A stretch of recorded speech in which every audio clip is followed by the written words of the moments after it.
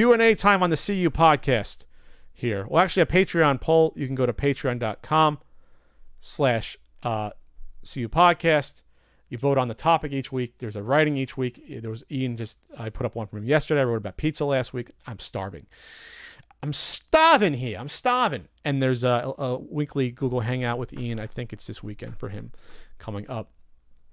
So the Patreon poll is going to be, your choices are, drum roll please. I should have this up here, but I don't. Patreon. What's my Patreon here? Post.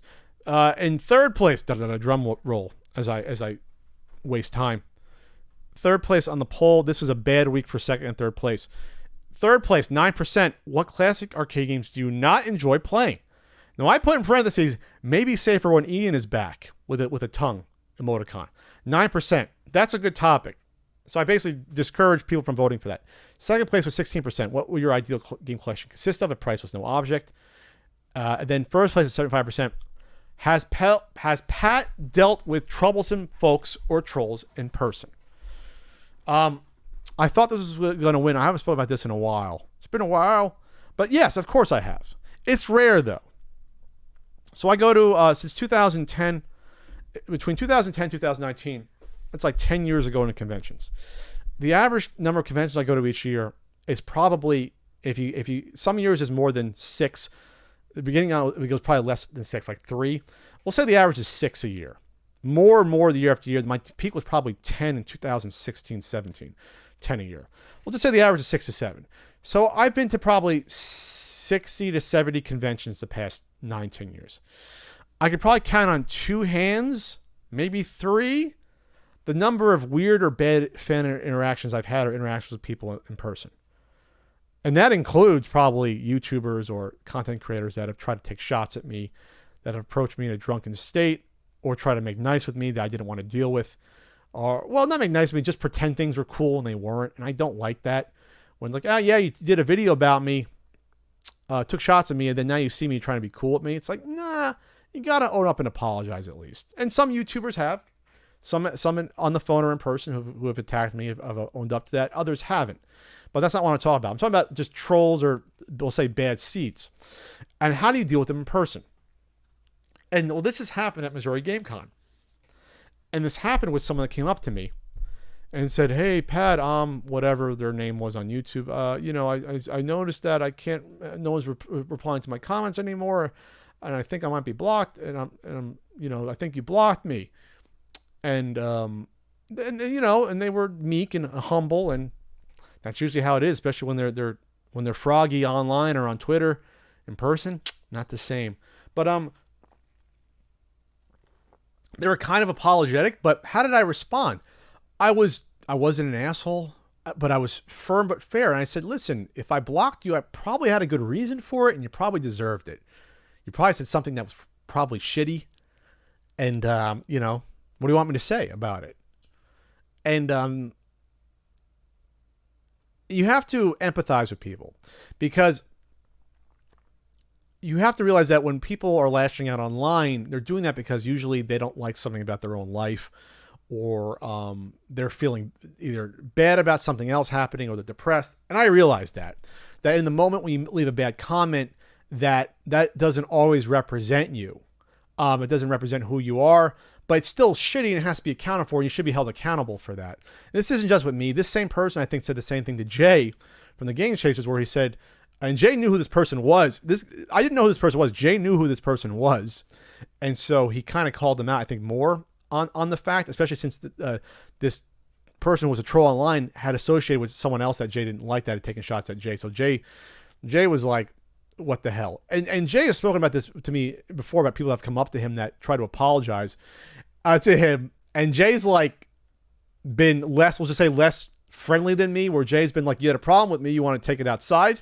Because I know who you are. I know you've attacked me. And that's how Jay is. Jay's real. Jay is like me. We're real. Who we are online is who we are in person for the most part. But I didn't do that. I never threatened to fight someone that came up to me. Now, that might be different with a content creator that takes shots at me and Ian, that if I see in person, I'll probably ask, hey, is this a mutual combat state? Oh, is it? Oh, let's do this then. Why not? you definitely have a problem with me. So let's settle it one way or the other. But for a troll or someone who is a fan and made a bad comment, or someone who follows her, no, I would never do that. I wouldn't be that unless I did something very heinous. But that'd be you'd be really cross the line, something like that. But with this person, I just sort of like shrugged and said, I appreciate you watching my stuff, but no, I'm not gonna. I don't have time to unban you. I'm not gonna go look that up. But that's just a consequence of being a dick online. I'm sorry. 99.9% of interactions are good, and that's what I say about the type of people that exist in the online world. A lot of the people leaving shitty comments and trying to be trolls, trying to get a rise out of you, those aren't the type of people that get out of the house to go to an event. Or if they are, they won't in person act the same way. It's totally a power trip for them to do that, because in their own lives they feel powerless, or they don't like their job, or maybe they have a shitty relationship, or maybe they don't have a girlfriend or someone they can talk to, or they don't have many friends.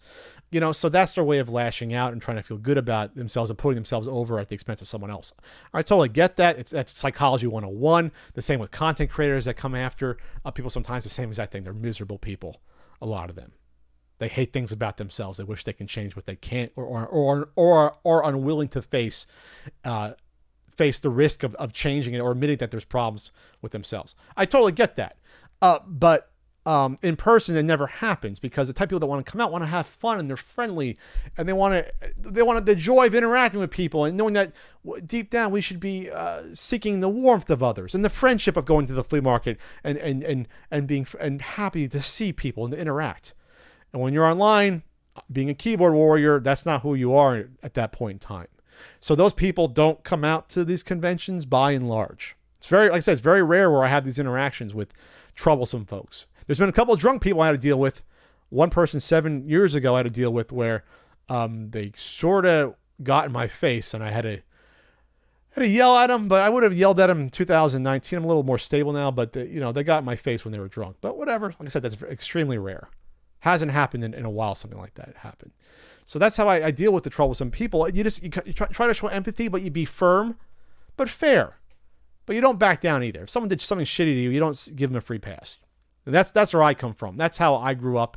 It's not necessarily a Jersey thing. That's just being a man of honor. It's like, oh, you did something crappy. You got to apologize, or you got to show that you're a different person now. And then we can be good. If not, hey, I got to deal with you. It's just the way it works. So that was my Patreon poll topic.